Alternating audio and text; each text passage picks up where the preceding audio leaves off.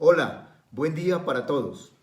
Hoy a las 7:30 de la noche, hora de Colombia, tiempo central para América Latina, la doctora Mauri Bracho, médico broncopulmonar de la ciudad de Santiago de Chile, amablemente me ha invitado a participar en su conversatorio a través de su canal de Instagram Live, MauriMed.